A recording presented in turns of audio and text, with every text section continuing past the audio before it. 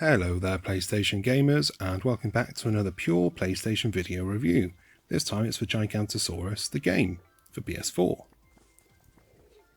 I was practically gushing in my preview for Gigantosaurus the game earlier this year. I'd spent a lot of time watching the TV show, not by choice, mostly, and the game looked like the perfect, lazy Sunday endeavour for me and little Charlie. We've since played the full release on PS4, and we've both got things to say about Gigantosaurus the game. In this review, it's mainly me, but towards the end, I've actually got some input from an official member of the toddler community, as Charlie gives a few words on the game. Charlie was 3 years old when he first played the game around a week ago, and he's since had a birthday and turned 4. With new age comes new responsibility, and it's time to get the little brat chipping in. It's the 20s again. Yay, child labour. If you've read any of my past reviews for family-friendly games, you'll know very well that I'm a sucker for primary colours and simple collectathons. Gigantosaurus the game fits in perfectly, and I couldn't be happier to be the one taking on review duties. Gigantosaurus the game is based on the TV series of the same name. You play as the 4 dino friends, Tiny, Rocky, Matsu and Bill, as they go on an adventure to save the dinosaur eggs. It's very simple stuff, and you must remember that this is a game aimed at kids. Young ones. Really young ones, the kind who still have problems when it comes to the bathroom area of the house. So bear in mind, things are kept simple for their benefit. That said, I actually appreciated the simplicity. The game's story is told via cutscenes with rhyming narration, something Charlie and me both enjoyed, and the gameplay is easy enough that a toddler can master it. Kind of. Not really. Maybe when he's 5. The game is broken up into several large areas, and using the 4 dinos, you'll explore to collect eggs, as well as some side stuff, which is basically more collecting and taking things to certain places. Easy peasy. The game's controls are nice and simple. You move with the stick, you jump with the cross button, and you attack the few nasty enemies that there are with the square button. Combat isn't really a thing, and it's more to break up the flow when you're running from one side of the map to the other. Saying that, Charlie always got a kick out of it, so job done I suppose. Gigantosaurus the game has multiplayer for up to 4 players. Me and Charlie played as a twosome, and even though he's still learning his way around a controller, he was a decent partner.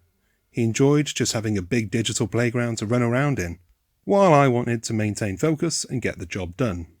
Needless to say, I've spent a lot of time playing Gigantosaurus the game by myself in the wee hours of the night as Charlie dreams about Thomas the Tank Engine and Blippi.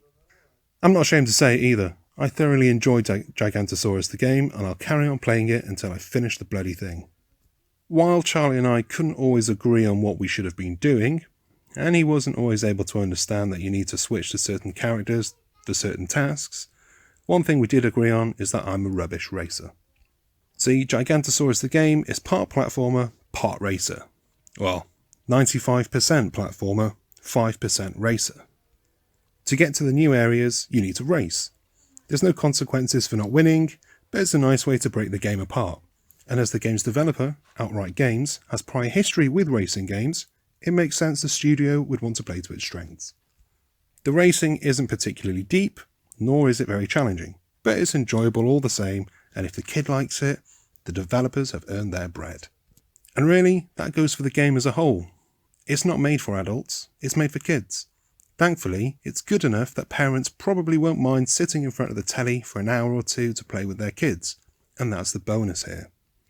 I asked Charlie what number score he would give the game. He stuck up all of his fingers. So, from an official member of the toddler community, Gigantosaurus the game gets a solid 10. Not from me though. For me, Gigantosaurus the game is surprisingly good, considering it's a licensed game made for kids. I've more than enjoyed playing it, and my boy has adored it too. Here's what Charlie had to say. So Charlie, did you like Gigantosaurus the game? Yes. What did you like about it? Gigantosaurus. You like Gigantosaurus? Was it fun? Yeah. Yeah?